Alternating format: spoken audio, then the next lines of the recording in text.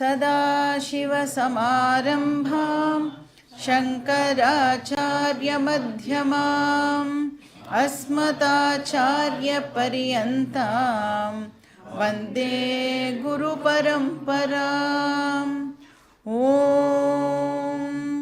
पार्थाय प्रतिबोधितां भगवता नारायणेन स्वयं व्यासेन ग्रथितां पुराणमुनिना मध्ये महाभारतम् अद्वैतामृतवर्षिणीं भगवतीम् अष्टादशाध्यायिनीम् अम्ब त्वामनुसन्ततामि भगवद्गीते भवद्वेषिणीं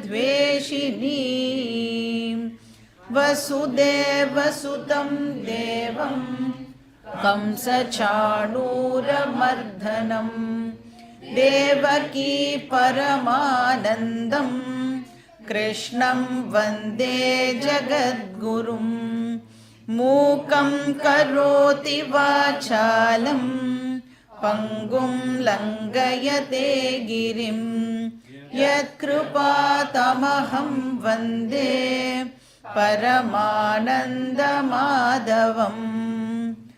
ॐ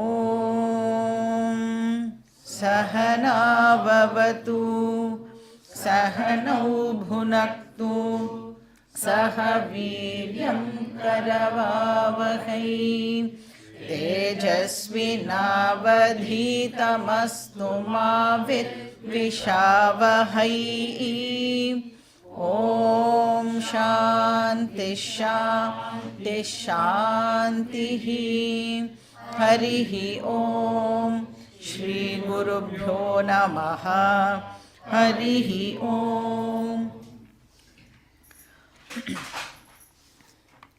ஸோ நாம் வந்து இப்போது ஸ்திதப்பிரஜ்ஞ லக்ஷணம் அண்ட் ஸ்திதப்பிரஜ்ஞ சாதனானி இதை வந்து பார்த்துட்ருக்கோம். ஸோ எப்படி வந்து ஒரு ஸ்திதப்பிரஜ்ஞன் தன்னோட வாழ்க்கையை வாழ்வான் அப்படிங்கிறத பார்க்குறோம். அப்புறம் யாருக்காவது வந்து ஸ்திதப்பிரஜ்ஞனாக ஆகணும் அப்படின்னு ஆசை இருந்ததுன்னா என்ன பண்ணினா அந்த பர்சனால் வந்து ஸ்திதப்பிரஜ்ஞனாக ஆக முடியும் அதையும் வந்து நாம் பார்த்துட்டுருக்கோம். ஸோ ஒரு ஸ்திதப்பிரஜ்ஞன் அப்படின்னு சொன்னால் அந்த பர்சன் வந்து தன்கிட்டேயே ஆனந்தமாக இருப்பாள்.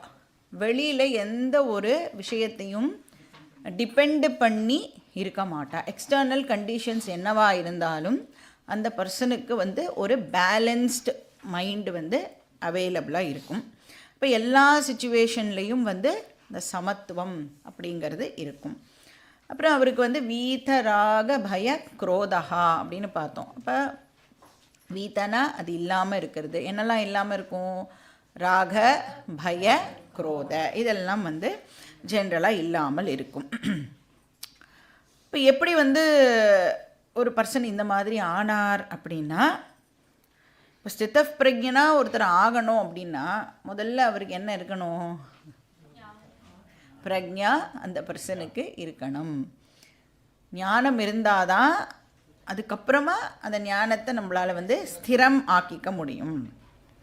ஸோ பிரக்ஞாவாக ஆகாமல் ஸ்திதப்பிரஜ்ஞாவாக ஒரு நாளைக்கும் ஆக முடியாது.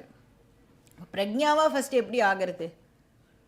பிரக்ஞா அப்படின்னு சொன்னால் ஞானின்னு அர்த்தம். ஸோ ஞானியாக எப்படி முதல்ல ஆகிறது? நாம் என்ன பண்ணினா ஞானி ஆகலாம்? யார் ஒருத்தர் வந்து ஆத்ம ஞானத்தை அடையிறாளோ அவளை தான் ஞானின்னு சொல்கிறோம். ஆத்ம ஞானத்தை எப்படி அடையிறது? ஸ்ரவணம் அண்ட் மனனம் மூலமாக நமக்கு வந்து இந்த ஆத்ம ஞானமானது கிடைக்கிறது. வாட் இஸ் ஸ்ரவணம்? Systematic consistent study of scriptures for a length of time under a guru அப்படின்னு பார்த்தோம். அப்போது முதல்ல வந்து ஒருத்தர் சொல்கிறத நாம் காது கொடுத்து கேட்கணும். அதுக்கு குவாலிட்டி டைமை நம்மளால் வந்து முதல்ல ஸ்பெண்ட் பண்ண முடியணும். கீதா, உபனிஷத் இதெல்லாம் வந்து ஸ்ரவணம் பண்ணாமல் நமக்கு அறிவானது ஏற்படாது. சரி, இந்த அறிவு மட்டும் நம்மளுக்கு கிடச்சுடுத்துனா போருமா, இந்த அறிவை நம்ம ரிசீவ் பண்ணிட்டா போருமா அப்படின்னா கிருஷ்ணர் சொல்கிறார், அது மட்டும் போராது. இந்த ப்ராசஸில் உனக்கு என்ன ஆகும் அப்படின்னா, நீ கேட்க கேட்க நிறைய சந்தேகங்கள்லாம் உனக்கு வர ஆரம்பிக்கும். அப்போ என்ன பண்ணணும், சந்தேகத்தை நாம் நிவிருத்தி பண்ணிக்கணும். ஏன்னா சந்தேகம் இருந்ததுன்னு வச்சுக்கோங்களேன், டவுட்ஃபுல் நாலேஜ் தான் என்கிட்ட இருக்குது அப்படின்னா அதை நம்ம அறிவாக கன்சிடரே பண்ண முடியாது. அதுக்கு இல்லாமல் இருக்கிறதே பெட்டர் அப்படின்னு சொல்லலாம். அப்போ அந்த டவுட்ஸ் எல்லாம் நாம் கிளாரிஃபை பண்ணிக்கிற அந்த ப்ராசஸுக்கு பேர் மனனம். அப்படின்னா இப்போ நான் கேட்டு தெரிஞ்சுக்கிற இந்த விஷயம் எல்லாம் என்னுடைய புத்திக்கு கன்வின்சிங்காக இருக்கணும். என்னோட புத்தி அதை அக்செப்ட் பண்ணணும். இப்போ இது பிளாக் கலர் அப்படின்னா புத்திக்கு எந்த விதமான சந்தேகமும் இல்லாமல் இது பிளாக் கலர் அப்படின்னு புத்தி கன்வின்ஸ் ஆகிறது இல்லையா, அந்த மாதிரி அகம் ஆத்மா அப்படிங்கிற விஷயம் நம்மளுடைய புத்திக்கு கன்வின்சிங்காக இருக்கணும். அது அந்த கன்விக்ஷன் வர வரைக்கும் நம்மளுடைய ஸ்ரவணம் தொடரணும். ஸோ இந்த டவுட்ஸ் எல்லாம் பேரலெல்லாம் நாம் கிளாரிஃபை பண்ணிகிட்டே வரணும். நேச்சுரலாக நெக்ஸ்ட் கிளாஸ்லேயே நம்மளோட டவுட்ஸ் கிளாரிஃபை ஆகும். அப்படியும் ஆகலை அப்படின்னா எழுதி வச்சுண்டு டீச்சர்கிட்ட அதை கேட்கணும். ஸோ இந்த 2 ப்ராசஸை அண்டர்கோ பண்ணும் பொழுது, அதாவது ஸ்ரவணம் அண்ட் மனனமை அண்டர்கோ பண்ணும் பொழுது ஒரு பர்சன் பிரக்ஞாவாக ஆகிறான். சரி, பிரக்ஞாவாக ஆனால் போருமா, டவுட்லெஸ் நாலேஜ் மட்டும் இருந்தால் போருமா அப்படின்னா கிருஷ்ணர் சொல்கிறார், அது மட்டும் பத்தாது அப்படின்னு சொல்கிறார். ஏன்னா இப்போ இந்த நாலேஜ் எங்கே இருக்கும், புத்தியில் தான் இந்த அறிவானது இப்போ நமக்கு அவைலபிளாக இருக்கும். ஆனால் நாம் டே டு டே டிரான்சாக்ட் பண்ணும் பொழுது எந்த பர்சனாலிட்டி அஃபெக்ட் ஆகிறது, இமோஷனல் பர்சனாலிட்டி தான் எல்லாரும் அட்டாக் பண்ணுவாள். நம்ம அதுவும் ரொம்ப இமோஷ்னல் பர்சன் அப்படின்னு சொன்னால் நம்மளை அழ விடுறதுக்காகவே சுற்றி இருக்கிறவாள்லாம் பிளான்லாம் போட்டு பண்ணுவா இல்லையா. அப்போ அந்த மனசு இருக்குல்ல, அதை இப்போ நாம் ஸ்ட்ராங்காக ஆக்கணும். அப்போ அந்த புத்தியில் இருக்கிற அறிவை இப்போ நம்ம இமோஷ்னல் ஸ்ட்ரெங்க்த்தாக கன்வெர்ட் பண்ணணும். அந்த ப்ராசஸுக்கு பேர் நிதித்தியாசனம் அப்படின்னு பேர். ஸோ இமோஷ்னல் லெவல்லையும் நமக்கு இந்த சேஞ்சஸ் எல்லாம் இப்போது நடக்கணும். இப்போ நம்மளுக்கு கவலைப்படக்கூடாது இப்படிங்கிறது அறிவில்லையா? கவலைப்படக்கூடாது அப்படிங்கிறது ஒரு நாலேஜ் இல்லையா? இந்த நாலேஜ் இப்போ எங்கே அவைலபிளாக இருக்குது, நம்ம எல்லாருக்கும் புத்தியில் இருக்குது. ஆனால் கவலைப்படுறோமா இல்லையா? கவலைப்படுறோம்ல, அப்போனா அது இமோஷ்னல் ஸ்ட்ரெங்க்த்தாக இன்னும் கன்வெர்ட் ஆகலை. அந்த மாதிரி அகம் ஆத்மா அது எங்கே இருக்கும், கிளாஸ்லாம் கேட்டதுக்கப்புறம் புத்தியில் சூப்பராக ஒரு ஓரமாக உட்காந்துட்டுருக்கும். எதுக்கு பிரயோஜனப்படும், எப்படி வேஸ்ட்டாக கவலையும் பட்டுட்டே இருக்கோமோ சைடில், அந்த மாதிரி நான் இந்த உடம்பு, நான் இந்த மனசு அப்படிங்கிறதும் பேரலாக ஒரு பக்கம் நடந்துகிட்டே இருக்கும். இப்போ க்ரைசிஸ் சிச்சுவேஷன் போது நமக்கு இந்த அறிவு ஹெல்ப் பண்ணாமல் போயிடும். கவலையையே நம்மளால் நிறுத்த முடியல அப்படின்னு சொன்னால், ஏன்னா அதுவே இன்னும் சும்மா நேம் சேக்குக்கு ஒரு அறிவாக உட்காந்துட்டுருக்கு. அதை நாம் இன்னும் உள் வாங்கிக்கவே இல்லை. புத்தி கன்வின்ஸ் ஆகலைன்னு அர்த்தம். கவலைப்படக்கூடாதுன்னு சும்மா ஒரு ஸ்டேட்மெண்ட்டாக அது இருக்கே ஒழிய அது கன்விக்ஷனாக இன்னும் ஆகலை. இப்போ நம்ம எவ்வளோ பெரிய படிப்புலாம் படிச்சிருந்தாலும், ஹைலி இன்டெலெக்சுவலாக இருந்தால் கூட அந்த பர்சனுக்கு இமோஷனல் ப்ராப்ளம்ஸ் எல்லாம் இருந்ததுன்னு வச்சுக்கோங்க, யூஸ்லெஸ். எவ்வளோ படிப்பு படிச்சிருந்தாலும் அத்தனையும் வேஸ்ட்டாக ஆகிடும். ஸோ அதனால் இந்த பிரக்ஞாவை இப்போது ஸ்தித பிரக்ஞாவாக கன்வெர்ட் பண்ணணும். எப்படி இதை பண்ணுறது அப்படின்னா அதை தான் கிருஷ்ணர் நம்மளுக்கு 58வது ஸ்லோகத்திலேருந்து சொல்லிட்டு வர. அப்படின்னா என்ன சொல்கிறார், கிளாஸ் எல்லாம் அட்டென்ட் பண்ணால் மட்டும் போகாது. பாதி பேர் கிளாஸுக்கே வரலை, அவளை பற்றி நம்ம பேசலை. வரோம்ல, வந்தால் மட்டும் போருமா அப்படின்னா வந்தால் மட்டும் போராது. இப்போ வந்து கிளாஸ் அட்டென்ட் பண்ணுறோம், என்ன தெரிஞ்சுக்கிறோம் இந்த கிளாஸ்லேருந்து? உடம்புனா என்ன, மனசுனா என்ன, ஸ்தூல சரீரம்னா என்ன, சூக்ஷ்ம சரீரம்னா என்ன, அப்புறம் இந்த வேர்ல்டுனா என்ன, இந்த வேர்ல்டு எப்படி வந்தது, இதெல்லாம் நம்ம வந்து கிளாஸில் கேட்டு தெரிஞ்சுக்கிறோம். இப்போ இதெல்லாம் வந்து புத்திக்கு வந்து கிளியராக புரியறதா இல்லையான்னா நன்னா புரியுறது, கேட்கும் பொழுது நம்மளுக்கு நன்னா புரியுறது. ஆனால் இது மட்டும் போருமானா போராது. இந்த அறிவு இருக்கே அதை வந்து இப்போ நாம் இமோஷ்னல் ஸ்ட்ரென்த்தாக கன்வெர்ட் பண்ணணும். அதுக்கு வந்து 3 எக்ஸசைஸை வந்து கிருஷ்ணர் வந்து ப்ரிஸ்கிரைப் பண்ணுறார் அப்படின்னு சொல்லலாம். அதாவது பிரக்ஞாவை சித்த பிரக்ஞாவை ஆக்கிறதுக்கு கிருஷ்ணர் வந்து இங்கே இந்த ஸ்லோகங்களில் நம்மளுக்கு 3 எக்ஸசைசஸை கொடுக்குறார். என்னெல்லாம் அது? ஃபஸ்ட்டு ஒன்று என்னது? இந்திரிய நிகிரகம், சென்ஸ் கண்ட்ரோல் அப்படின்னு பார்த்தோம். அப்படின்னா என்ன அர்த்தம்? நம்மளுடைய இந்திரியங்களை மாஸ்டர் பண்ணுறது அப்படின்னு அர்த்தம். இந்திரியத்துக்கு நாம் அடிமையாகாமல் நாம் சொல்கிறத நம்மளுடைய சென்ஸ் ஆர்கன்ஸ் வந்து இப்போது கேட்கணும். ஏன்னா இந்த சென்ஸ் ஆர்கன்ஸ் மூலமாக தான் வேர்ல்டில் நடக்கிற அத்தனை விஷயமும் நமக்குள்ளே வந்து என்டர் ஆகிறது. இப்போ வந்து ஒரு வீடு கட்டுறோன்னு வச்சுக்கோங்க. அந்த வீட்டுக்கு முதல்ல வீட்டுக்குள்ளே நுழையும் போது என்ன இருக்கும்? ஒரு கேட் இருக்குமா? சில பேர் என்ன பண்ணுவா, கேட்டு மட்டும் இருந்தால் பத்தாது, ஒரு செக்யூரிட்டி கார்டையும் நாம் வந்து போடுவோம் அப்படின்னு சொல்லலாம். செக்யூரிட்டி கார்டு தூங்கி போயிட்டா என்ன பண்ணுறது? அதனால நாம் வந்து ஒரு நாயை வந்து வச்சுக்கலாம். கேமரா, செக்யூரிட்டி கேமரா, இந்த மாதிரி ஒரு ஆர்டினரி கல்லுனால் கட்டப்பட்ட வீட்டுக்கு இவ்வளோ பந்தோபஸ்து பண்ணுறோமே, இங்கே வந்து கிருஷ்ணர் கேட்குறார், எதை வேணும்னாலும் உன்னுடைய இந்திரியத்துக்குள்ளே நீ நுழைய விடுவியா? உன் வீட்டுக்குள்ளே யாரை வேணும்னாலும் நீ வந்து நுழைய அலோவ் பண்ணுவியா அப்படின்னு கேட்குறார். யாராவது சேல்ஸ் பர்சன்லாம் வந்தால் அலோவ் பண்ணுவோமா நம்ம? அங்கேயே ரோட்லேயே பார்த்துட்டு இந்த பக்கமே வந்துடாதீங்கோ அப்படின்னு சொல்கிறோம்ல. ஆனால் சென்ஸ் ஆர்கன்ஸுக்கு மட்டும் நீ ஏன் எதை வேணும்னாலும் உள்ளே போகிறதுக்கு அலோவ் பண்ணுற அப்படின்னு கேட்குறேன். அப்போ நோ அட்மிஷன் வித்தவுட் பர்மிஷன், இது வந்து வெரி வெரி இம்பார்ட்டண்ட். என்ன சப்தம் வேணும்னாலும் என்னுடைய காதுக்குள்ளே போகலாமானா போகக்கூடாது. எப்போ நம்மளுக்கு வந்து இன்ஃபேக்ட் நன்னா போகும்?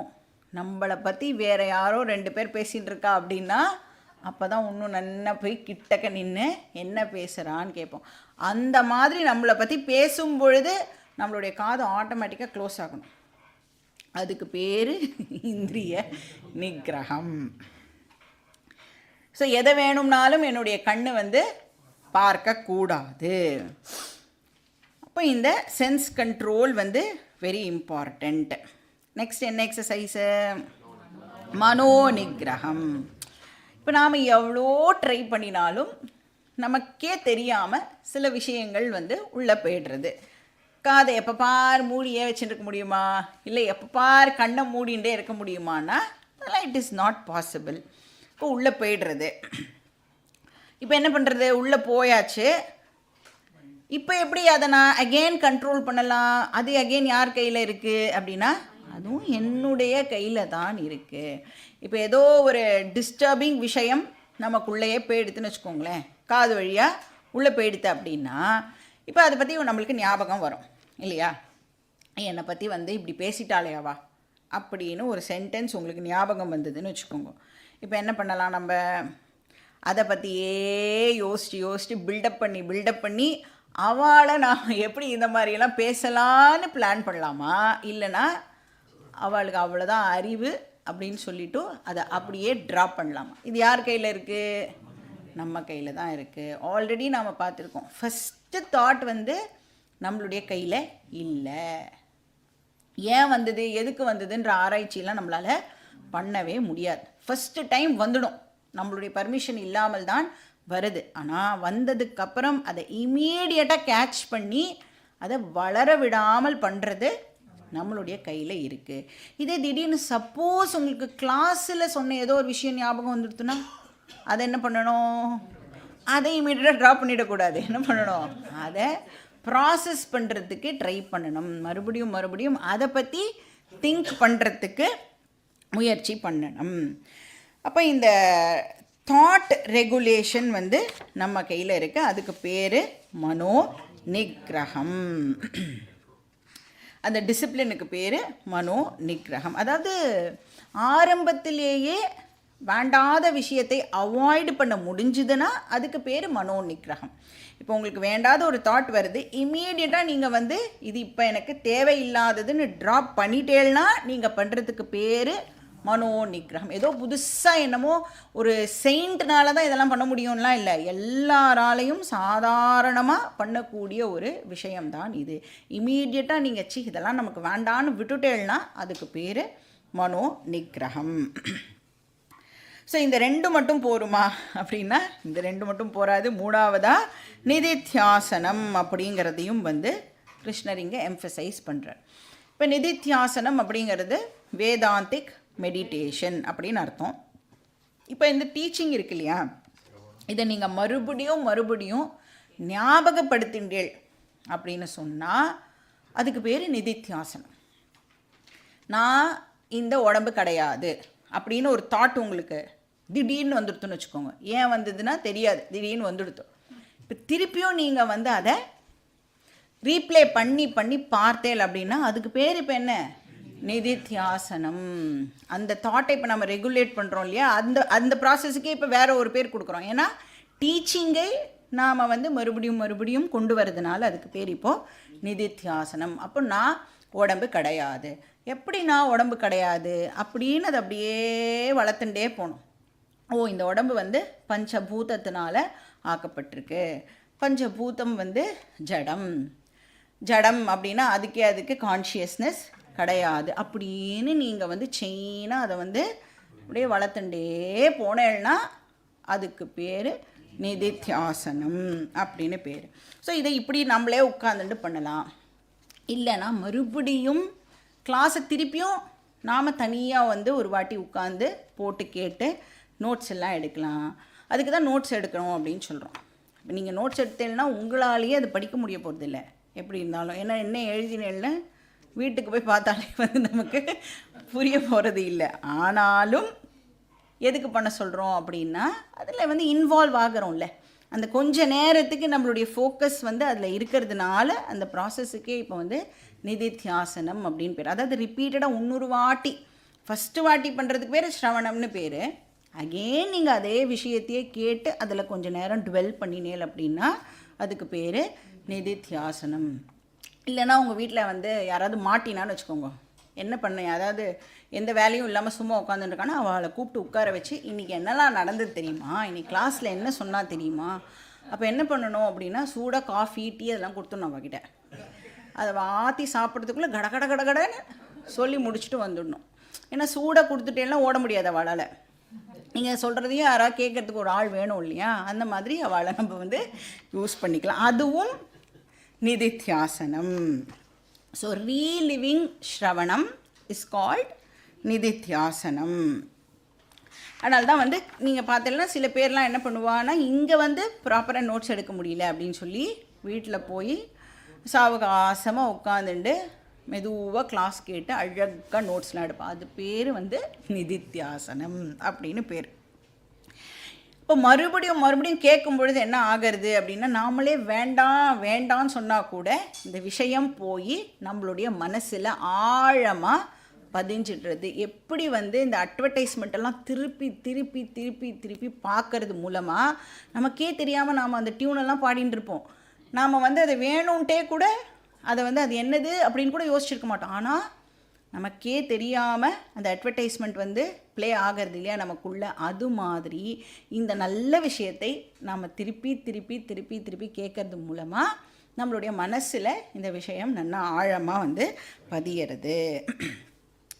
இப்போ நம்மளால் வந்து சித்தப் பிரக்யன் அப்படின்னு நாம் வந்து சொல்லிக்க முடியாமல் கூட இருக்கலாம். இல்லை நான் வந்து ஜீவன் முக்தன் அப்படின்னு சொல்லிக்க முடியாமல் இருக்கலாம். ஆனால் நீங்கள் நல்லா கவனித்து பார்த்தீங்கன்னா முன்னாடி இருந்ததுக்கும் இப்போ இருக்கிறதுக்கும் நமக்குள்ள டெஃபினட்டாக ஏதாவது ஒரு சேஞ்சு கண்டிப்பாக நடந்திருக்கும்.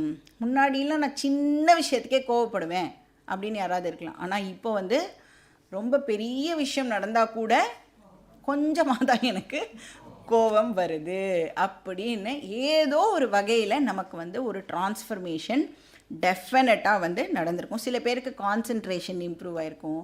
லிசனிங் ஸ்கில்ஸ் வந்து சில பேருக்கு முன்னாடிலாம் யார் சொல்கிறதையும் காது கொடுத்து கூட நாம் கேட்கவே மாட்டோம்.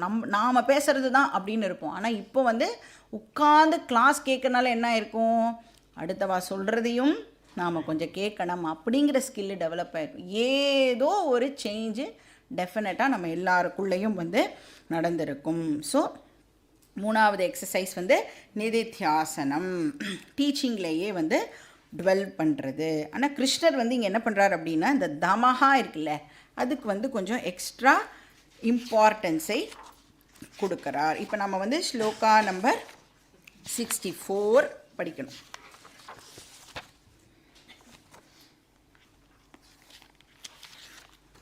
Page number 56-57. रागद्वेषवियुक्तैस्तु विषयानिन्द्रियैश्चरन् आत्मवश्यैर्विधेयात्मा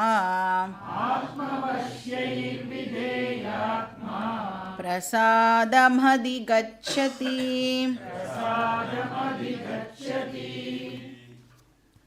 ஸோ தமஹா அதை பற்றி தான் இங்கே மறுபடியும் கிருஷ்ணர் வந்து சொல்கிறார்.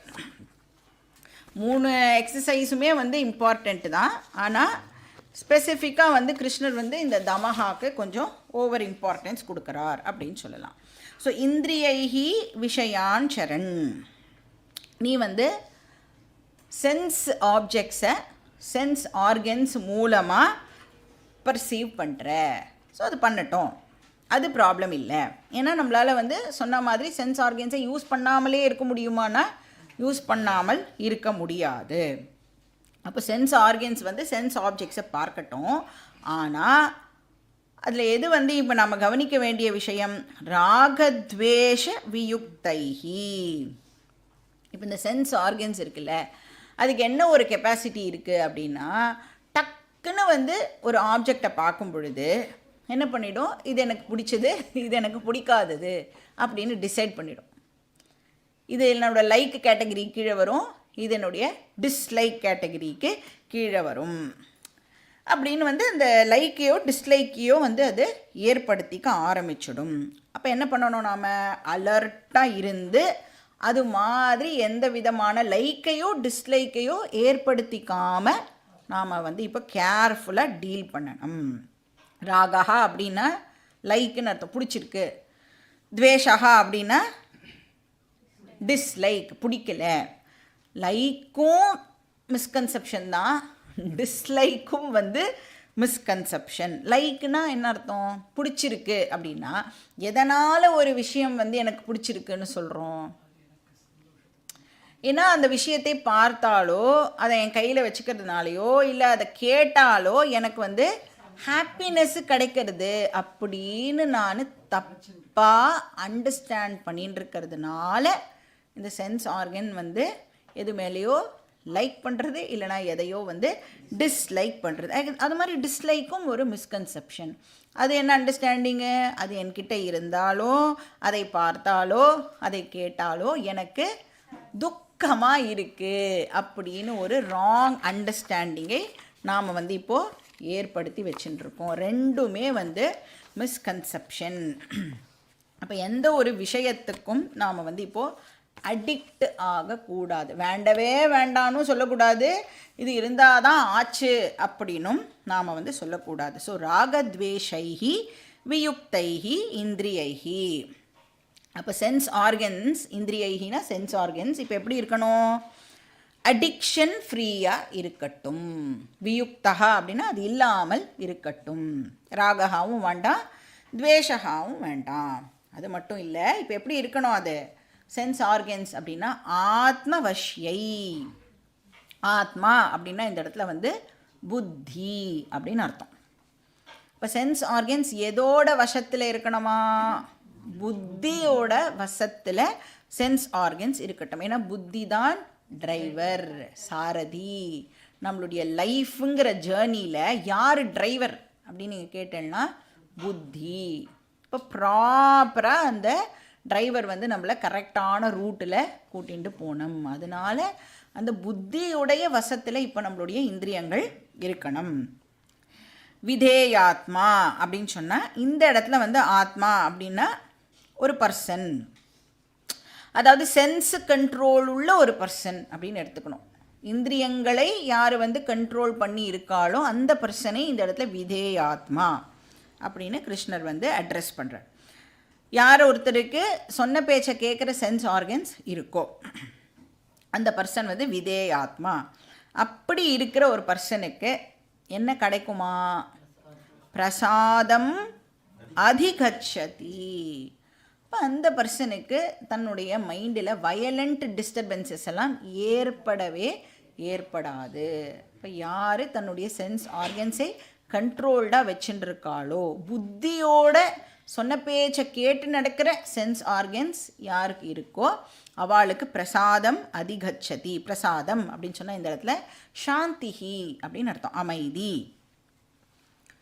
இப்போ மைண்டு வந்து அவளுக்கு காமாக இருக்கும் அப்படிங்கிறத தான் இங்கே வந்து கிருஷ்ணர் சொல்கிறார். ஸோ அனாவசியமான எந்த ஒரு ஆர்கியூமெண்ட்டோ இதுவோ அதுக்கெல்லாம் அவள் வந்து போவே மாட்டாள். ஆர்கியூமெண்ட்டே ஜென்ரலாக எதுக்கு பண்ணுறோம்? நாம் வந்து கரெக்டுன்னு ப்ரூவ் பண்ணுறதுக்காக பண்ணுறோம் இல்லையா? அந்த அர்ஜெல்லாம் போயிடும் நம்மளுக்கு. நாம் இவாக்கிட்ட என்ன நம்ம கரெக்டுன்னு ப்ரூவ் பண்ண வேண்டியிருக்குன்னு சொல்லி அதெல்லாமே வந்து அந்த பர்சன் ட்ராப் பண்ணிடுவார். ஸோ அதனால் அவருக்கு என்ன கிடைக்கிறது அப்படின்னா சாந்தி கிடைக்கிறது, அமைதியான மனசு வந்து இந்த பர்சனுக்கு இப்போ கிடைக்கிறது. இந்த மாதிரி ஒரு அமைதியான மைண்டில் தான் நம்மளால் என்ன ப்ராக்டிஸ் பண்ண முடியும்னா நிதித்தியாசனத்தை ப்ராக்டிஸ் பண்ண முடியும். அதை வந்து அடுத்த ஸ்லோகத்தில் சொல்கிறார். ஸ்லோகா நம்பர் 65. பிரசாதே சர்வதுக்கானாம் ஹானிரஸ்யோபஜாயதே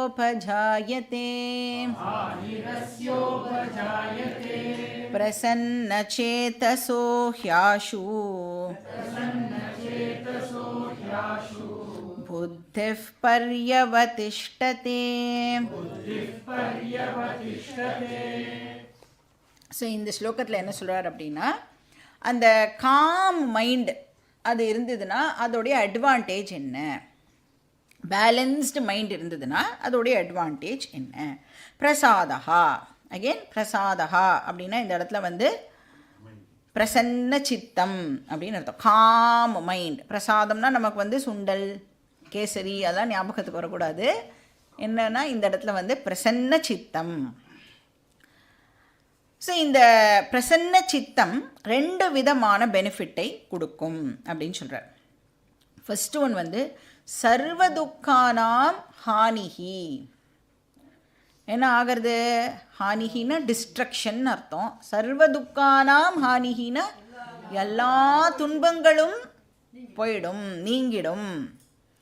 எது இருந்ததுன்னா சமத்துவம் இருந்ததுன்னா, நமக்கு ஒரு பேலன்ஸ்டு மைண்டு காம் மைண்ட் இருந்ததுன்னா எல்லா விதமான துயரங்களும் நம்மளை விட்டு நீங்கிடும். அப்படின்னா எல்லா துயரங்களும் போயிடுத்துன்னா இப்போ என்ன இருக்கும் நம்மக்கிட்ட? ஆனந்தம் இருக்கும் இல்லையா? அப்போ சமத்துவம் நமக்கு என்ன கொடுக்கறதுன்னா ஆனந்தத்தை கொடுக்கறது. ஏன்னா வேதாந்தம் நமக்கு என்ன சொல்லி கொடுக்கறது? இந்த ஆனந்தம் அப்படிங்கிறது வெளியில் இல்லை அப்படிங்கிறதையும் நமக்கு அது சொல்லி கொடுக்கறது. இந்த ஆனந்தத்தை வெளியிலேருந்து நாம் வந்து கொண்டு வரது இல்லை. ஏன்? அந்த வெளியில் இருக்கிற விஷயங்களுக்கு ஆனந்தத்தை கொடுக்கக்கூடிய கெப்பாசிட்டி கிடையாது. இதை வந்து நல்லா நாம் அண்டர்ஸ்டாண்ட் பண்ணிக்கணும். அதனால வெளியிலேருந்து வந்து ஹாப்பினஸ் வரது இல்லை. ரெண்டாவது, வெளி விஷயங்கள் நம்மளுக்கு ஹாப்பினஸ் கொடுக்க வேண்டிய அவசியமும் இல்லை. ஏன்னா நான் தான் சோர்ஸ் ஆஃப் ஹாப்பினஸ். ஸோ வெளி விஷயங்கள்னால ஆனந்தத்தை கொடுக்க முடியாது, வெளி விஷயங்கள் ஆனந்தத்தை கொடுக்க வேண்டிய அவசியமும் இல்லை. இது வந்து எப்படி சொல்லுவா அப்படின்னா, வேதாந்தத்தில் என்ன எக்ஸாம்பிள் கொடுப்பா அப்படின்னா, ஒரு நாய் எலும்பு துண்டு, இதுதான் எக்ஸாம்பிள். இதை அடிக்கடி நீங்கள் வந்து ஞாபகப்படுத்தி பார்த்துக்கணும், சரியா? இப்போ இந்த நாய்க்கு வந்து ஜென்ரலாக அந்த எலும்பு துண்டு பிடிக்கும் இல்லை? அப்போ என்ன பண்ணுவா, இந்த நாயெலாம் வச்சுட்டுருக்கிறவா வந்து அந்த மாதிரி ஒரு ஷேப்பில் ஒரு ப்ளே டாய்லாம் கூட வச்சுப்பா. இப்போ இந்த நாய் என்ன பண்ணுறது, அந்த அந்த எலும்பு எப்படி இருக்கும் அப்படின்னா ரொம்ப ட்ரை போனாக இருக்கணும் அது. அப்போ ட்ரை போனாக இருந்ததுன்னா அதில் வந்து குட்டி குட்டி குட்டியாக வந்து ஷார்ப் எட்ஜஸ்லாம் இருக்கும் அந்த போனில். இப்போ இந்த நாய் என்ன பண்ணுறது, அது போய் கடிக்கும் இல்லையா, அந்த எலும்பு துண்டை வந்து நல்லா போட்டு கடிக்கும். இப்படி கடிக்கும் பொழுது என்ன ஆகும், அந்த ஷார்ப் எட்ஜஸ்லாம் வந்து நாயோடைய அந்த பல்லில் இருக்கிற அந்த ஈரில் பட்டு அந்த ஈர்லேருந்தே வந்து இப்போ வந்து ரத்தம் வர ஆரம்பிக்கும்.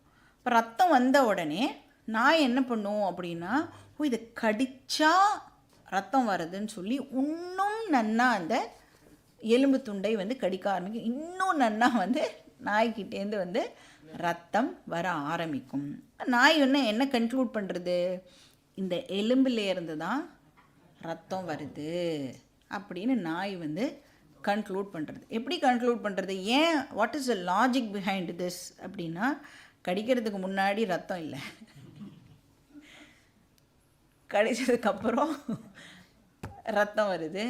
தேர்ஃபோர் இந்த போன்லேருந்து தான் அந்த ரத்தம் வருது அப்படின்னு நாய் வந்து கன்க்ளூட் பண்ணுறது. ஸோ நாம் வந்து நாய் எப்படி கன்க்ளூட் பண்ணுறதா அப்படின்னு நினச்சேன்னா, வேதாந்தம் சொல்கிறது நீயும் அதை தான் பண்ணின்னு இருக்க அப்படின்னு சொல்கிறது. நான் என்ன பண்ணுறேன், அந்த மாதிரி ஒரு ஃபோன் வாங்கணும்னு நினச்சேன்னா, ஃபோன் வாங்கிறதுக்கு முன்னாடி என்கிட்ட சந்தோஷமே இல்லையா, ஃபோன் வந்ததுக்கப்புறமா சந்தோஷமாக இருக்கா, உடனே நான் என்ன கன்க்ளூட் பண்ணுறேன், ஃபோன் தான் எனக்கு சந்தோஷத்தை கொடுக்கறது. என்ன பெரிய வித்தியாசம் நாய்க்கும் நமக்கும் அப்படின்னு வேதாந்தம் அப்படி தான் நமக்கு வந்து இதை சொல்லி கொடுக்கறது. இப்போ இந்த ஃபோனில் வந்து ஒரு அயோட்டா ஆஃப் ஹாப்பினஸ் கூட ஆக்சுவலாக கிடையவே கிடையாது. எப்படி அந்த எலும்பில் வந்து ஒரு ட்ராப் ஆஃப் பிளட்டு கூட இல்லவே இல்லையோ, அது மாதிரி எந்த வெளி விஷயத்துலேயும் ஒரு கொஞ்சம் கிஞ்சித்த ஹாப்பினஸ் கூட கிடையவே கிடையாது. ஆனால் நம்ம கிட்ட தான் அந்த ஆனந்தம் இருக்குது. சரி, இப்போ அந்த நாய்க்கு தன்கிட்டேருந்தே வர ரத்தத்தை தானே அது வந்து என்ஜாய் பண்ணுறதில்ல, அந்த மாதிரி ஃபோன் வெளியிலேருந்து வந்தாலும் அந்த ஆனந்தத்தை நான் எக்ஸ்பீரியன்ஸ் பண்ணுறேனே, அது எங்கேருந்து வருதுன்னா ஃபோனுக்கு ஆனந்தம் கிடையாது. அப்போ எங்கேருந்து வரணும், என்கிட்டேருந்து தான் அந்த ஆனந்தம் வருது. அந்த ஆனந்தத்தை தான் நான் வந்து எக்ஸ்பீரியன்ஸ் பண்ணுறேன். சரி, நான் தான் சோர்ஸ் ஆஃப் ஹாப்பினஸ் அப்படின்னு சொன்னால், நான் தான் வந்து ஆனந்த ஸ்வரூபம் அப்படின்னு சொன்னால், எப்போவுமே நான் ஆனந்தமாக தானே இருக்கணும். ஆனால் யோசித்து பார்த்தா எப்போல்லாம் நம்ம ஆனந்தமாக இருக்கோம், எப்பயாவது ஒரு வாட்டி தான் நமக்கு வந்து அந்த ஆனந்தமானது கிடைக்கிறது. நாய்க்கு எப்போ பாரு ஈரலேருந்து ரத்தம் வருமா, எப்போ கடிக்கிறதோ அப்போ தானே ரத்தம் வருது. அது மாதிரி நம்மளும் எப்போ பாரு ஆனந்தமாக ஏன் இருக்க மாட்டேங்கிறோன்னா, எப்போவுமே நம்மளோட மைண்டு வந்து டிஸ்டர்ப்டாக இருக்குது. எப்போ எல்லாம் நம்மளுடைய மைண்டு காமாக இருக்கோ அப்போ எல்லாம் நீங்கள் வந்து ஆனந்தமாக இருப்பேன். இதை வந்து நல்லா திங்க் பண்ணி பாருங்கள். இப்போ வந்து ஏன் வந்து அந்த ஃபோன் வாங்கின உடனே எனக்கு ஆனந்தம் ஏற்படுறது, ஃபோன் வாங்கணுன்னு ஒரு ஆசை எனக்கு இருந்தது. நான் ஃபோன் வாங்கின உடனே அந்த ஆசை இப்போ வந்து என்னை விட்டு போயிடுறது. எதெல்லாம் விடுறோமோ அதுதான் நமக்கு ஆனந்தத்தை தருது. விட தான் ஆனந்தம் நமக்கு கிடைக்கும். அப்போ அதை ட்ராப் ஆன உடனே இப்போ மைண்டு வந்து எப்படி இருக்குது அப்படின்னா, ஹாப்பா வேணுங்கிறது நமக்கு கிடச்சிடுது அப்படின்னு அந்த மைண்டு வந்து இப்போ எந்த விதமான சலனமும் இல்லாமல் காமாக அப்படியே இருக்குது. அப்படியே காமாக இருக்கிற மைண்டில் ஆல்ரெடி இருக்கிற ஆனந்த ஸ்வரூபமாகிய என்னுடைய ரிஃப்ளெக்ஷன் ஏற்படும் பொழுது எனக்கு ஆனந்தம் வந்து நான் எக்ஸ்பீரியன்ஸ் பண்ணுறேன்.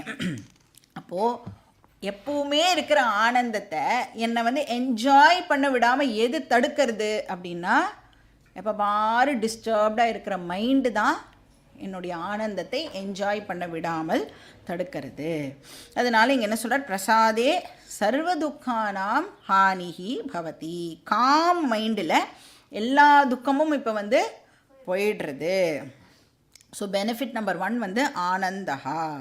செகண்ட் பெனிஃபிட் என்ன, பிரசன்ன சேதசா ஹி ஆஷுஹு புத்திஹி பரியவதிஷ்டதே.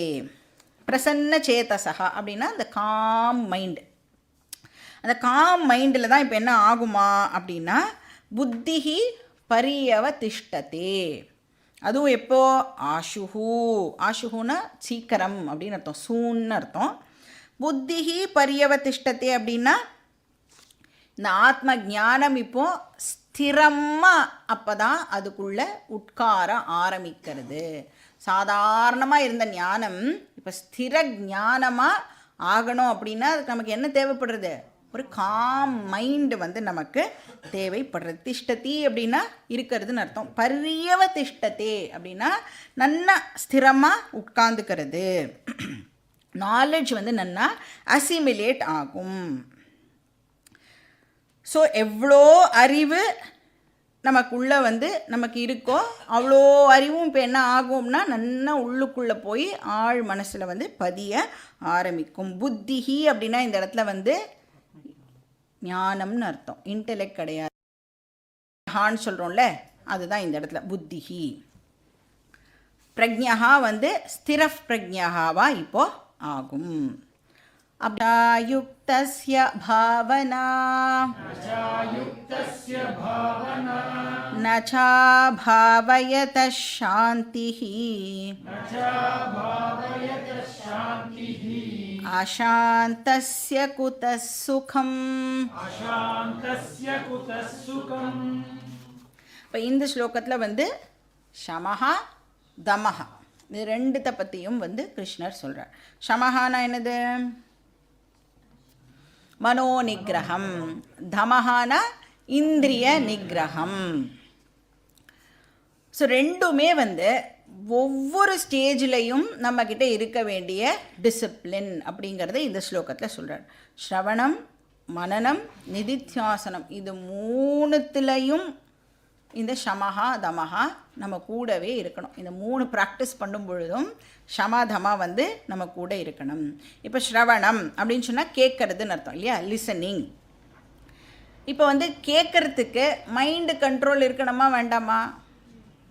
இப்போ நம்ம வந்து டிசைடு பண்ணிட்டு தான் கிளாஸுக்கு வந்திருக்கோம் இல்லையா, புத்தியில் டிசைட் பண்ணியிருக்கோம்.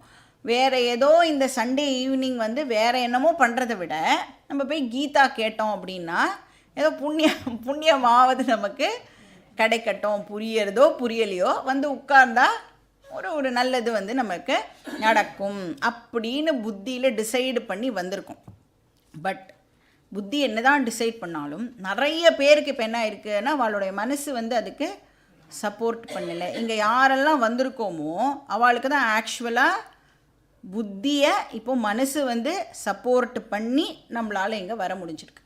நிறைய பேரால் ஏன் வர முடியல, புத்தியில் அவளுக்கு தெரியும் கீதா கிளாஸ் இஸ் வெரி இம்பார்ட்டண்ட்டுன்னு தெரியும். ஆனால் மனசு என்ன பண்ணிடுதோ அதை விட இம்பார்ட்டண்ட்டாக நான் உனக்கு வேறு ஒரு விஷயம் வச்சுருக்கேன், அதனால் கீதா கிளாஸ் தான் ஆன்லைனில் தான் எப்படியுமே வருமே, அப்புறம் கூட நம்ம கேட்டுக்கலாம், அது இது வந்து போனால் வராது அப்படின்னு சொல்லி வேறு ஒரு விஷயத்துக்கு அவளை வந்து மனசு இழுத்துண்டு போயிடுது.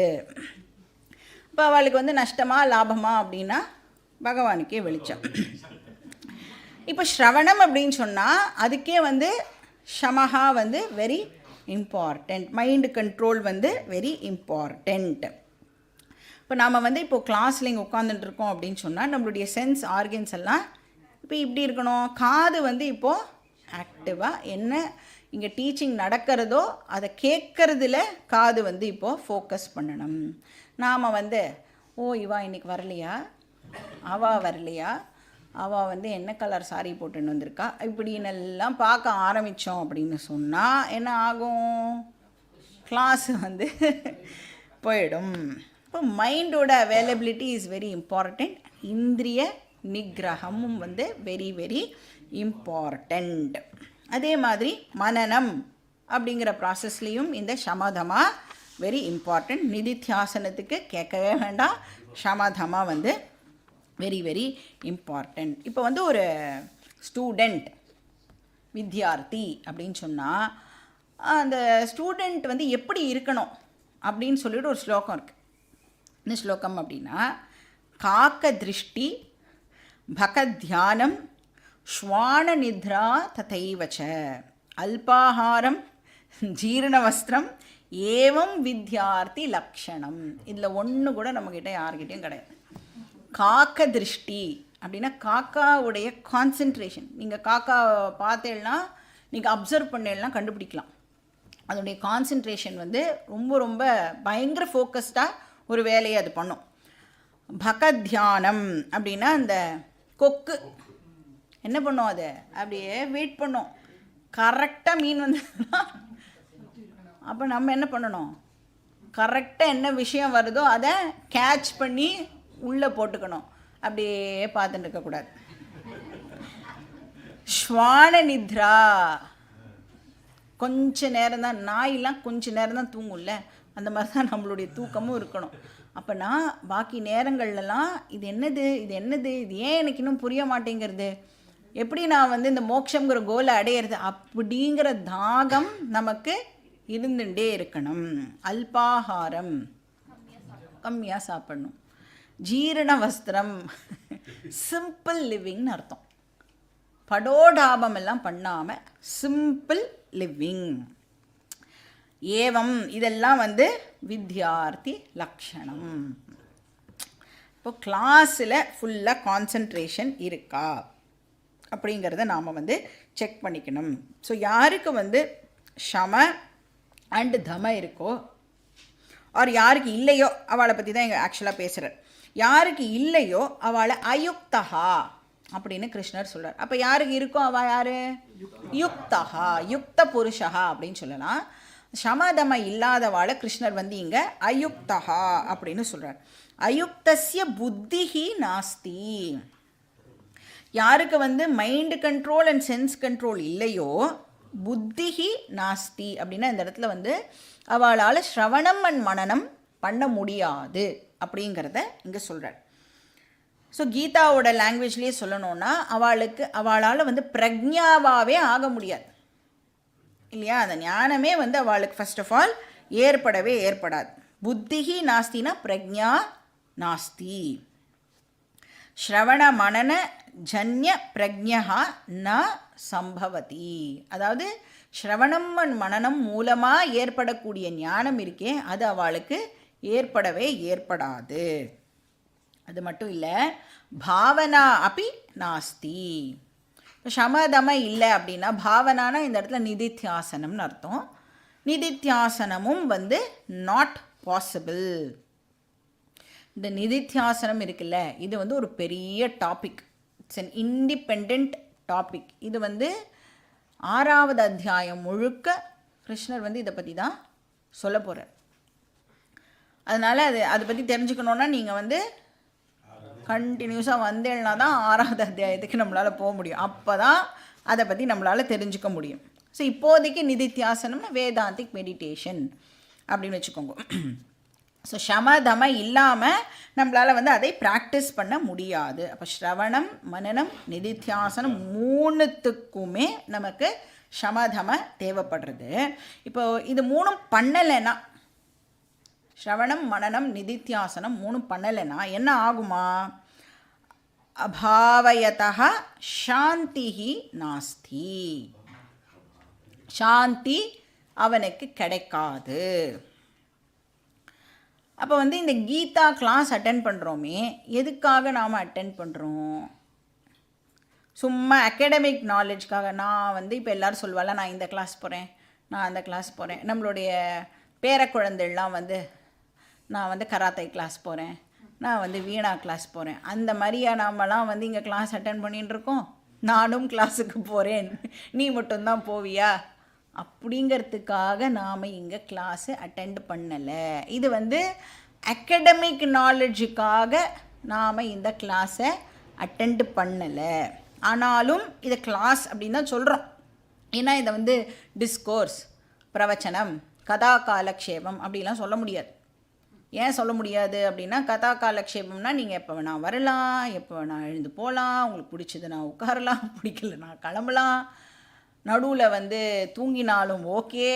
ஏன்னா விட்ட எங்கே நீங்கள் மிஸ் பண்ணாலும் அதை வந்து இந்த சீரியல்லாம் வந்து ஒரு 2-3 வாரம் பார்க்கலண்ணா 4வது வாரம் பார்த்தேன்னா நீங்களே புரிஞ்சுட்டுருவேல்ல அந்த 2-3 வாரம் என்ன நடந்தது. அந்த மாதிரி கதா காலக்ஷேபத்தில் நம்மளால் வந்து கெஸ் பண்ணிட முடியும்.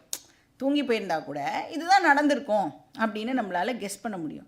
இப்போ கிளாஸில் நீங்கள் தூங்கிட்டேன்னா கெஸ் பண்ண முடியுமானா பண்ண முடியாது. அப்போது ஸ்கூலில் எப்படி வந்து சின்சியராக கமிட்டடாக உட்காந்து படிக்கிறோமோ அந்த மாதிரி படிக்கணும். ஆனால் ஸ்கூலில் படிக்கிற படிப்பு அகடமிக்ஸு. ஆனால் இது அகடமிக்ஸ் கிடையாது. ஆனால் இது நம்மளுக்கு ப்ராக்டிக்கல் பெனிஃபிட்டை கொடுக்க போகிறது. நீங்கள் வந்து இந்த கிளாஸ் அட்டென்ட் பண்ணுறது மூலமாக என்ன கற்றுக்கிறேன் அப்படின்னா, இந்த வாழ்க்கையே நான் இப்போ எப்படி பார்க்க ஆரம்பிக்கணும் அப்படிங்கிற விஷயத்தை கற்றுக்கிறேன். இந்த வேர்ல்டை இனிமேல் நான் எப்படி மாற்றி பார்க்கணும். இவ்வளோ நாள் நான் தப்பாக பார்த்துட்டு இருந்தேன். இப்போ கிருஷ்ணர் வந்து டீச் பண்ணுறது மூலமாக நான் எப்படி ஆக்சுவலாக இந்த வேர்ல்டை எப்படி நான் பார்க்கணும், இந்த லைஃப்பை நான் எப்படி ப்ராப்பராக யூஸ் பண்ணணும் அப்படிங்கிற விஷயத்தை எல்லாம் நாம் வந்து கற்றுக்கிறோம். அப்போ இது வந்து ஸ்கூல் மாதிரி கிளாஸுன்னு சொல்கிறோம். ஆனால் இந்த அகடமிக் பர்பஸுக்காக நாம் படிக்கிறது இல்லை. நம்மளுடைய சான்ஸ்கிரிட் நாலேஜை வந்து போட்டு காமிக்கிறதுக்காக நாம் இந்த விஷயத்தை படிக்கலை. இது இந்த சான்ஸ்கிரிட் வார்த்தைக்குள்ளே ஒளிஞ்சுட்டுருக்கிற அர்த்தம் இருக்கே, அதுதான் நமக்கு இம்பார்ட்டண்ட். அந்த அர்த்தம் நம்மளுடைய லைஃப்பை வந்து ட்ரான்ஸ்ஃபார்ம் பண்ணுறது. அதுக்காக தான் நாம் வந்து இதை படிக்கிறோம். மோக்ஷம் அப்படிங்கிற அந்த அந்த பரம புருஷார்த்தத்தை அடையிறதுக்காக நாம் வந்து இந்த கிளாஸ் எல்லாம் வந்து அட்டெண்ட் பண்ணுறோம். அதனால் இது வந்து அகடமிக் விஷயம் கிடையாது. இப்போ இங்கே வந்து கிருஷ்ணர் சொல்கிறார், உனக்கு வந்து பெர்மனெண்ட் சாந்தி வேணும்னா நீ வந்து இந்த ஸ்ரவண மனன நிதித்தியாசனத்தை பண்ணினாதான் உனக்கு பெர்மனெண்ட் சாந்தி கிடைக்கும். இப்போ யார் பண்ணலையோ அவளுக்கு சாந்தி நாஸ்தி, அவளுக்கு பீஸ் வந்து கிடைக்க போகிறதில்லை. அசாந்தஸ்ய குதசுகம், மன அமைதியே இல்லை அப்படின்னு சொன்னால் அந்த பர்சனால் எப்படி ஆனந்தத்தை என்ஜாய் பண்ண முடியும்? ஏன்னா இப்போ ஆனந்தத்தை என்ஜாய் பண்ணணுன்னா வாட் இஸ் த ப்ரீ ரெக்விசிட்டு? எனக்கு காம் மைண்ட் இருக்கணும். மைண்டே இப்போ காமாக இல்லை அப்படின்னு சொன்னால் இந்த பர்சனுக்கு எங்கேருந்து வந்து ஆனந்தம் கிடைக்க போகிறது? இப்போ ஆத்மானந்தம் அப்படிங்கிறது வந்து ஒரு காம் மைண்டுனால தான் என்ஜாய் பண்ண முடியும். இப்போ வந்து நம்மளுடைய முகத்துடைய ரிஃப்ளெக்ஷனை பார்க்கணுன்னு வச்சுக்கோங்க. என்னோடய முகம் வந்து எப்படி இருக்குதுன்னு நான் தெரிஞ்சுக்கணுன்னா நான் எது முன்னாடி போய் நிற்பேன்? இப்போது கண்ணாடி முன்னாடி நிற்கிறேன். அந்த கண்ணாடி வந்து இப்போ ஆடிண்டே இருந்ததுன்னு வச்சுக்கோங்க, எவ்வளோ இரிட்டேட் ஆகும் நமக்கு. ஒன்றால் ஒரு செகண்ட் இப்படி நிற்க முடியாதா?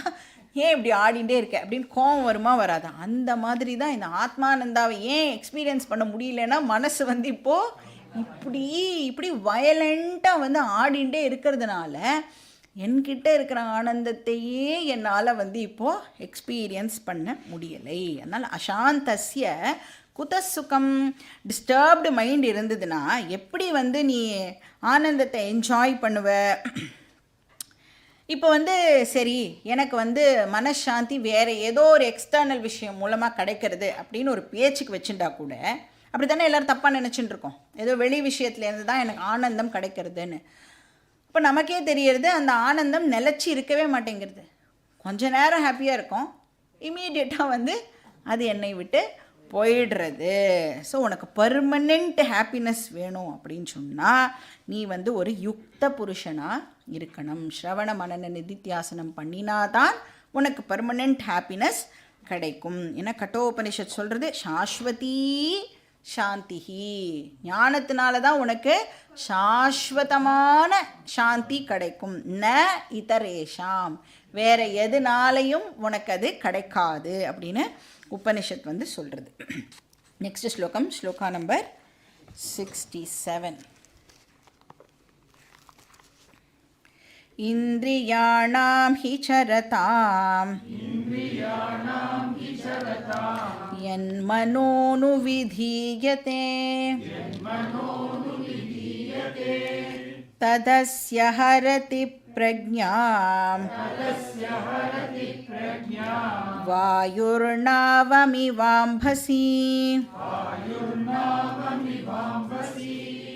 So 67 and 68 again கிருஷ்ணர் வந்து இங்கே இந்திரிய நிகிரகம் பற்றி சொல்கிறார். தமஹா. ஸோ தமஹா இல்லைன்னா ஆத்ம ஞானம் ஏற்படாது அப்படின்னு சொல்கிறார். ஏன்னா நம்ம வந்து எவ்வளோ பெரிய ஒரு மகாத்மா இப்போ பேசின்னு இருக்கான்னு வச்சுக்கோங்களேன், அவ பேச்சை வந்து நாம் கேட்டுகிட்டே இருந்தாலும் நம்மளுடைய சென்ஸ்லாம் வேறு எங்கேயோ இப்போ வந்து சுற்றின்னு இருந்தது அப்படின்னு சொன்னால் கேட்டு ஒரு பிரயோஜனமும் இல்லை, ஞானம் வந்து ஏற்படாது. இல்லைனா என்ன பண்ணுவோம் அப்படின்னா, இப்போ வந்து கிளாஸே நடக்கிறதுன்னு வச்சுக்கோங்களேன், எது வந்து கிளாஸ் முடிஞ்ச உடனே நமக்கு ஞாபகம் இருக்கும் அப்படின்னா, கிளாஸில் சொன்ன ஜோக்கு நல்லா ஞாபகத்தில் இருக்கும். அந்த ஜோக்கே ஏதோ ஒரு விஷயத்துக்காக சொல்லப்பட்டிருக்கோம், அந்த விஷயத்தை விட்டுட்டோ ஜோக்கை மட்டும் பிடிச்சிப்போம். ஸோ தமஹா இஸ் வெரி வெரி இம்பார்ட்டண்ட். ஜோக்கை என்ஜாய் பண்ணலாம். அப்போ ஏன்னா வந்து ஜோக்கெலாம் இல்லாமல் கிளாஸ் எடுத்தால் எப்படி இருக்கும்னா ரொம்ப ட்ரையாக இருக்கிற மாதிரி இருக்கும். அதனால் ஜோக்கெலாம் வந்ததுன்னா நல்லா என்ஜாய் பண்ணலாம். ஆனால் கூடவே என்ன ஞாபகம் வச்சுக்கணும், எதுக்காக இது வந்து சொல்லப்பட்டது. இப்போ இந்த நாய், எலும்பு, அதெல்லாம் வந்து நமக்கு ஞாபகத்துக்கு வரணும். நாம் ஏதோ ஒரு விஷயத்தை பார்த்து இதுதான் எனக்கு சந்தோஷத்தை கொடுக்கும், இது எனக்கு வேணும் அப்படின்ன உடனே நமக்கு வந்து மைண்டில் என்ன தாட் வரணும், நாய் எலும்பு நமக்கு அது ஞாபகத்துக்கு வரணும். ஸோ இந்த மெயின் டீச்சிங்கை விட்டுட்டு வேறு எல்லாத்தையும் வந்து பிடிச்சிக்கக்கூடாது. அப்போ தமஹா இருந்ததுனா தான் என்ன தாத்பரியமோ அதை வந்து நம்மளால் கேட்ச் பண்ண முடியும். இல்லைன்னா என்ன பண்ணுவோம், இப்போ வந்து அதுக்கு ஒரு எக்ஸாம்பிள் கூட சொல்லுவாள். ஒரு டீச்சர் வந்து மேக்ஸ் டீச்சர்னு வச்சுக்கோங்களேன், அவன் வந்து குழந்தைகளுக்கு வந்து மேக்ஸ் சொல்லி கொடுத்துட்டுருக்கா. அப்போது ஒரு பென்சில் 2 ரூபானா 3 பென்சில் எவ்வளோ ரூபா அப்படின்னு இந்த குழந்தைக்கு சொல்லி கொடுத்துட்டுருக்கா. இப்போ பாக்கி குழந்தைகள்லாம் வந்து 2 into 3 போட்டுருக்கும் பொழுது ஒரு குழந்தை மட்டும் எழுந்து சொல்கிறது, ஒரு பென்சில் 2 ரூபா கிடையாது, ஒரு பென்சில் 4 rupees. ஸோ எதை நாம் வந்து கான்சென்ட்ரேட் பண்ணுறோம் அப்படிங்கிறதும் வந்து வெரி வெரி இம்பார்ட்டண்ட். தாத்பரியம் இஸ் வெரி வெரி இம்பார்ட்டண்ட். பாக்கி அந்த சைடில் இருக்கிற விஷயங்களில் நம்மளுடைய கவனம் போகக்கூடாது, அந்த விஷயத்தை நாம் வந்து கேட்ச் பண்ணிக்கணும். ஸோ இந்திரியாணாம் ஹி சரதாம் யன்மனோனு விதீயதே. சப்போஸ் இந்திரியங்கள் வாண்டர் பண்ணித்தேன்னு சொன்னால், சரதி அப்படின்னு சொன்னால் கிரேசிங்னு அர்த்தம், மேயறதுன்னு அர்த்தம். கிருஷ்ணரே என்ன வார்த்தை யூஸ் பண்ணியிருக்கார் பாருங்க.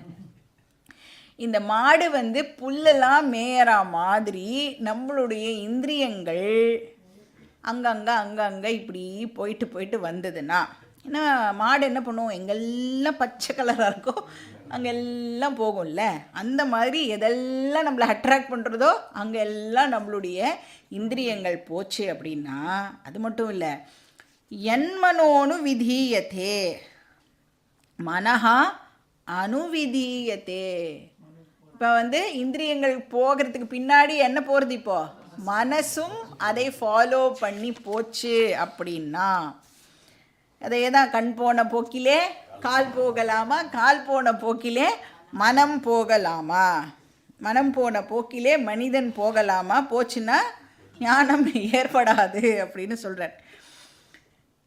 அப்படியே சப்போஸ் உனக்கு ஞானம் ஏற்பட்டுடுத்து, ஏதோ பண்ணி அப்படி இப்படி நீ வந்து விட்டு விட்டு வந்து கூட இந்த ஞானத்தை அடைஞ்சிட்ட அப்படின்னு சொன்னால், இங்கே கிருஷ்ணர் சொல்கிறார், அந்த வாண்டரிங் சென்ஸ் ஆர்கன்ஸ் இப்போ என்ன பண்ணிடுமா, அந்த ஞானத்தை திருடிண்டு போயிடும் அப்படின்னு சொல்கிறார். அந்த நாலேஜ் வந்து என்கிட்ட இருக்கிறதுக்கு என்னுடைய வாண்டரிங் சென்ஸ் ஆர்கன்ஸ் அலோவ் பண்ணாது. தத் அஸ்ய பிரக்ஞாம் ஹரதி.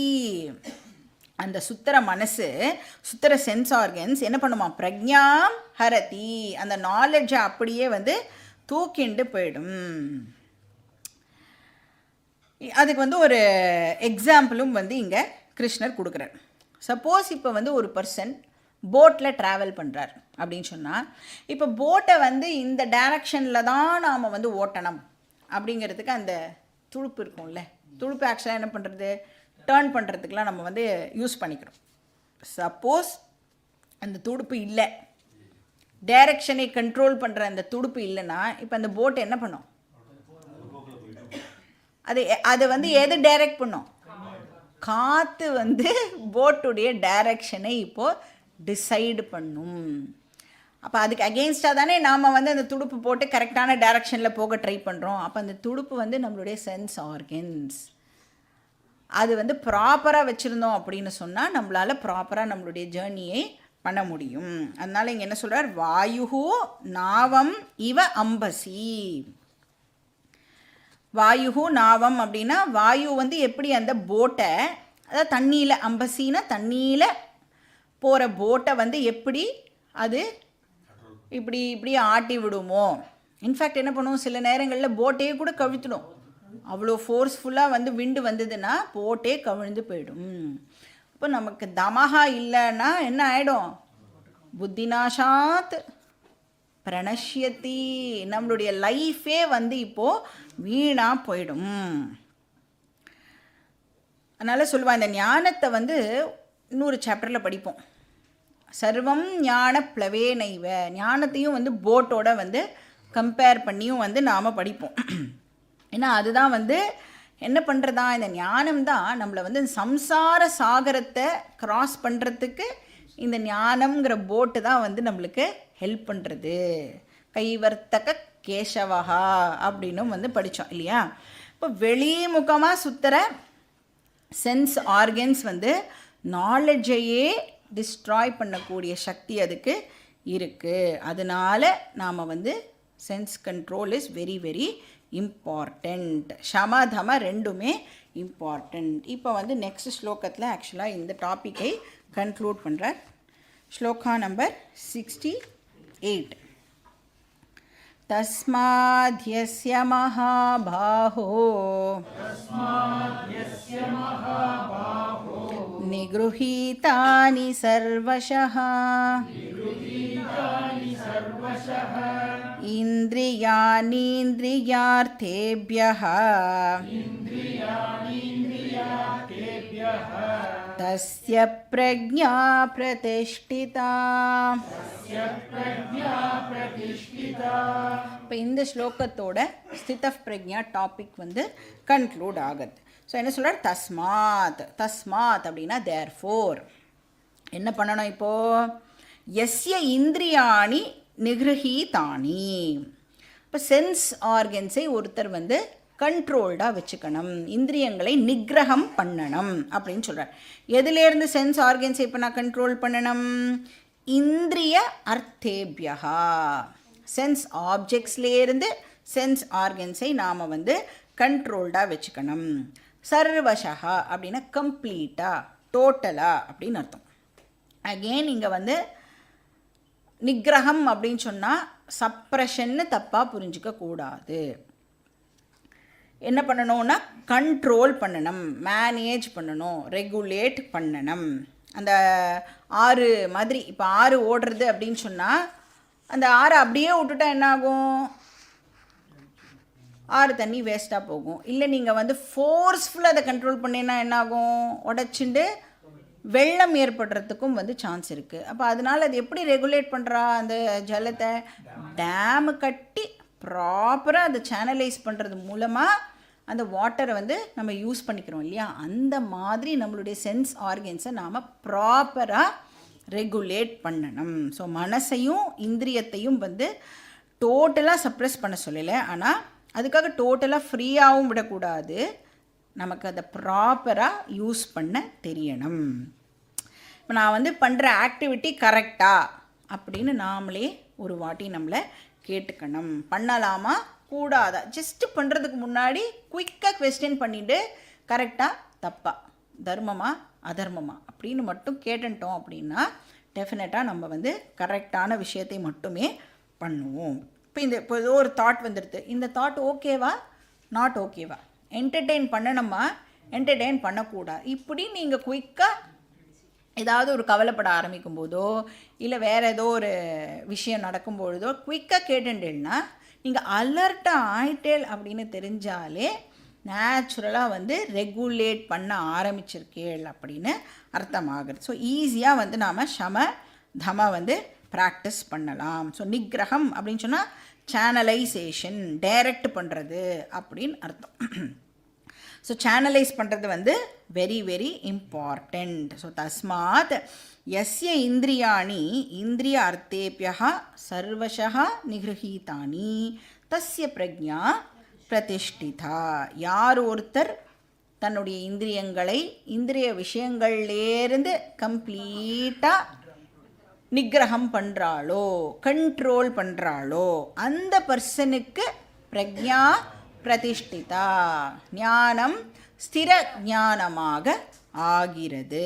அந்த பர்சன்னால் தான் ரிசீவ் பண்ண நாலெட்ஜை இமோஷ்னல் ஸ்ட்ரெங்க்டாக ஈஸியாக கன்வெர்ட் பண்ண முடியும், நல்லா உள் வாங்கிக்க முடியும் அப்படின்னு சொல்கிறார். பாக்கி டீட்டெயில்ஸ் நெக்ஸ்ட் கிளாஸில் பார்க்கலாம்.